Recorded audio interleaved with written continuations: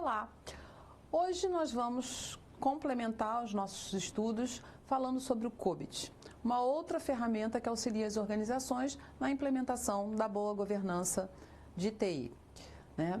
Então, na verdade, nós falamos sobre a ISO 31500 e vamos falar agora sobre o COBIT, que é uma outra forma dessa organização poder estar implementando está implementando governança da informação dentro dessa organização. Então, na realidade, eu não preciso implementar a ISO e o COBIT, né? A gente pode escolher ou uma ou outra, porque a gente vai ver que, apesar de métodos diferentes, os objetivos são os mesmos. Então, na realidade, o que se quer aqui é mostrar uma outra forma que a gente tem de trabalhar. Então, o COBIT ele tem uma visão um pouco, apresenta processos, mas ele mostra para a gente, ele primeiro apresenta 5 princípios. E ele vai detalhar cada princípio e depois ele vai ser desmembrado em vários processos.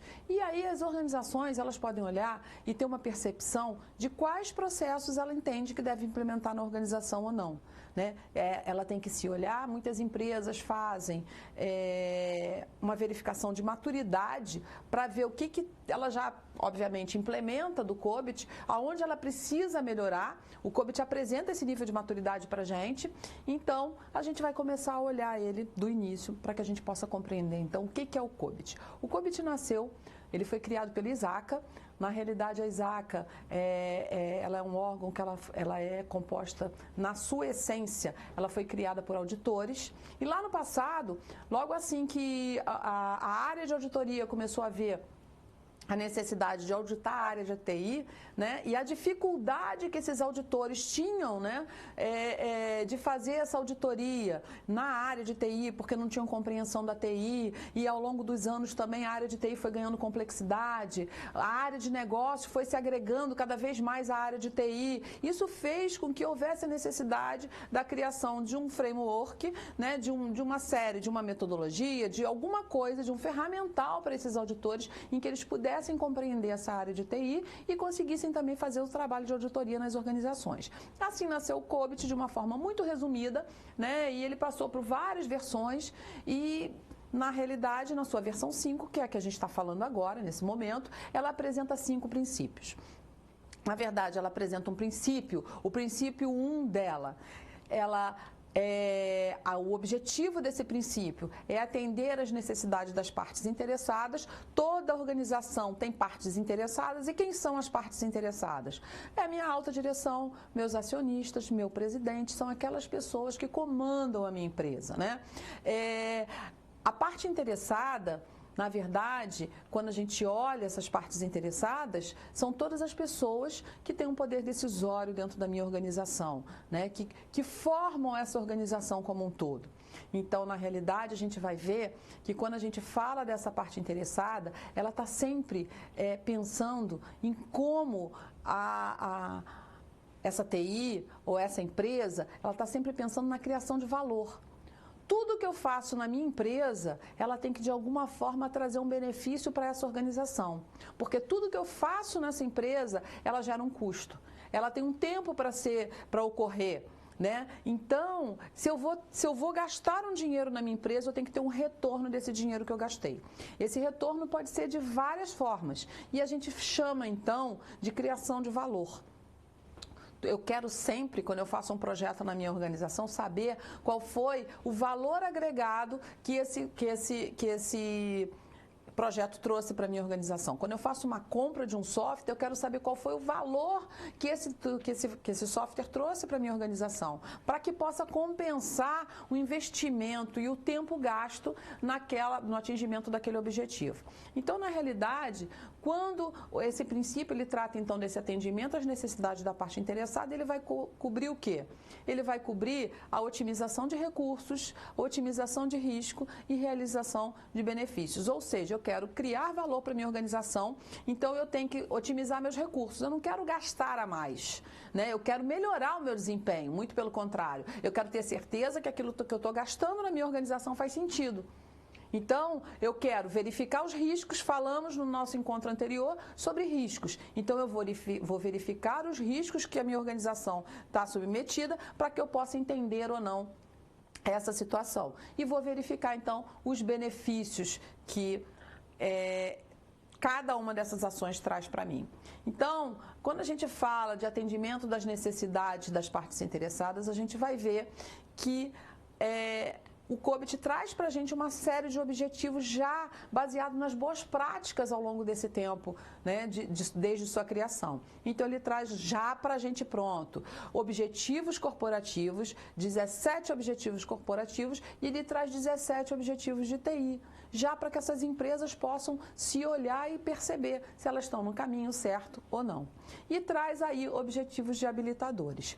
O conceito de habilitador do COBIT, ele quer dizer o seguinte, é um conjunto de coisas que são os recursos da minha empresa, são os recursos da minha organização que compõem os objetivos de TI e os objetivos corporativos. Então, na realidade, o que são os meus objetivos de habilitador? São os meus modelos, os meus princípios, as práticas que eu uso na minha organização, os meus recursos da organização, infraestrutura, aplicativos, pessoas, informações. Então, processos. Então, é tudo isso que vai compor o todo da minha organização. O segundo princípio é cobrir a organização de ponta a ponta. O COBIT, ele vê, então, que já que quando eu estou atendendo as partes interessadas, eu estou otimizando recurso, otimizando risco e trazendo benefícios, eu quero agora, então, já que eu vou cumprir minha organização de ponta a ponta, fazer o quê?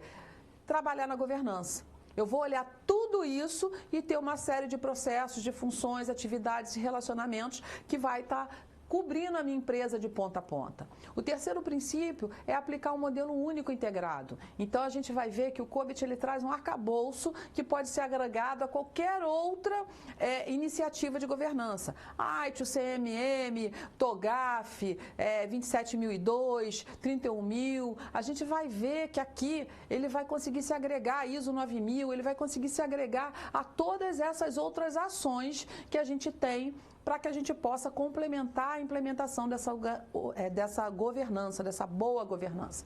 Ele também vai trazer para a gente o quarto princípio, que é permitir uma abordagem holística dessa organização e dessa implementação de organização. Então, ele vai trazer para a gente uma série de questões, né, onde ele vai trazer para a gente processos, vai falar sobre estrutura organizacional, ele vai trazer princípios, né, para a gente poder fazer essa implementação, vai falar de políticas, de modelos, vai falar de cultura, ética, comportamento, ele vai estar definindo para a gente o conceito de informação, ele vai falar sobre serviços, infraestrutura e aplicativos, pessoas, habilidades e competências, ou seja, ele vai esmiuçar isso numa abordagem bastante interessante, padronizando e delimitando cada um desses aspectos para que a organização possa se organizar e possa compreender a sua implementação. Então, ele vai estabelecer um ciclo de vida, ele vai mostrar boas práticas, ele vai estabelecer algumas metas,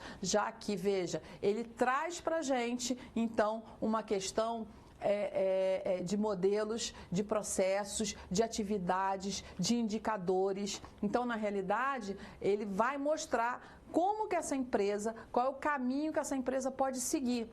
E por isso que ele fala dessa visão holística dele, né? Por isso que ele traz para a gente todos esses princípios e ele mostra dessa forma detalhada. O quinto princípio dele é distinguir a governança da gestão. Essa é uma divisão importante que o COBIT 4 não tinha. Na verdade, ele não trazia isso de uma forma muito clara. Na versão 5, ele estabelece esse limite. Por quê? Porque a gestão é sempre aquela atividade que a gente tem a curto prazo. Ele está aqui no operacional, ele está no hoje. A governança está olhando todo. A governança, ela está pensando lá na frente, ela está pensando na estratégia, ela tem uma visão mais estratégica, ela está pensando no atingimento daquele objetivo. Então, essa divisão ela é importante para a gente poder dividir papéis, para que a gente possa dividir atividades. E essas atividades não devem se misturar, porque elas são específicas, né? Você tem objetivos diferentes, então, na realidade, ele traz isso de uma forma clara. Ele amplia o modelo dele e ele traz um domínio de governança que antes não tinha.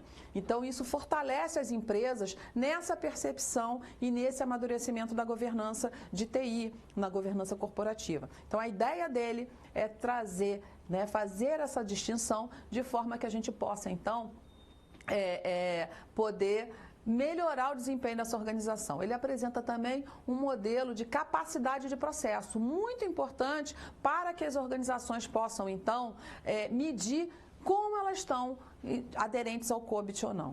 Então, a empresa ela pode olhar, medir a sua capacidade de processo, né, e ver a sua maturidade e, assim, poder fazer as implementações necessárias a partir de todos os processos apresentados pelo modelo. Ok? Muito obrigada a todos e até o nosso próximo encontro.